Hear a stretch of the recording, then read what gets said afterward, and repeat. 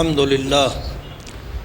لله ذي العطاء والجود واهب الحياة وخالق الوجود وأشهد أن لا إله إلا الله ذو العرش المجيد وأشهد أن محمدًا عبده ورسوله صاحب العمل الرشيد فصلى الله وسلم عليه وعلى آله وصحبه ومن تبعهم بإحسان إلى يوم الدين. أما بعد فقد جعل الله لعباده المؤمنين مواسم للخير وأزمنة يعيشون فيها مع الطاعة ويتزودون منها زادا ليوم الرحيل ويغضون القلوب الضعيفة بزاد التقوى. فقال تعالى: يا أيها الذين آمنوا كتب عليكم الصيام كما كتب على الذين من قبلكم لعلكم تتقون. وقال علي رضي الله عنه: التقوى الخوف من الجليل والعمل بالتنزيل والاستعداد ليوم الرحيل والقناعة بالقليل، فإذا كنت لله تقيا كنت له وليا. فقد آتى الله لكل عباده مقاما، وإن الصيام ليتحلى برواعي المقامات وأشرفها. فقد قال رسول الله صلى الله عليه وسلم: قال الله: كل عمل ابن آدم له إلا الصيام فإنه لي وأنا أجزي به، والصيام جنة، وإذا كان يوم صوم أحدكم فلا يرفث ولا يسخب، فإن سابه أحد أو قاتله فليقل إني امرئ صائم، والذي نفس محمد بيده لخلوف فم الصائم أطيب عند الله من ريح المسك. للصائم فرحتان يفرحهما إذا أفطر فرحا وإذا لقي ربه فرح بصومه. فهنا مقامات الصيام الحسنة بعشر أمثالها عدا، وأما الصوم فلا يحصي أجره إلا الله، وجعل أجره لا حد له ولا عدا، وجعل الصوم جنة ووقاية. ورمضان فتحت فيه أبواب الخير فالأجر مضاعف والذنب مغفور والرب شكور، وغلقت أبواب الشر وزاقت مجاري الشيطان. ولكن بقيت النفس الأمارة بالسوء والهوى وبقيت شياطين الإنس، فمن لم يكن منهم على حذر ذهب رمضان وكأنه ما كان، فنتوب إليك يا حنان يا منان.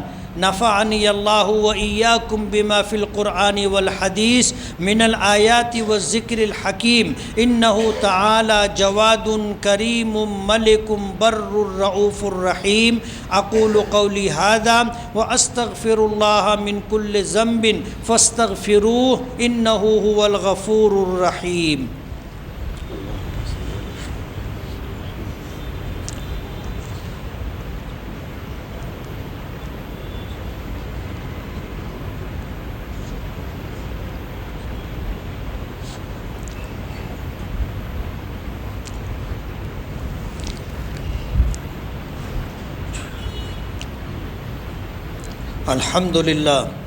الحمد لله الذي هدانا للإسلام وما كنا لنهتدي لولا أن هدانا الله، وصلى الله على نبينا وحبيبنا محمد وعلى آله وصحبه أجمعين. وبعد، فرمضان شهر الجود والعطاء والبذل والسخاء.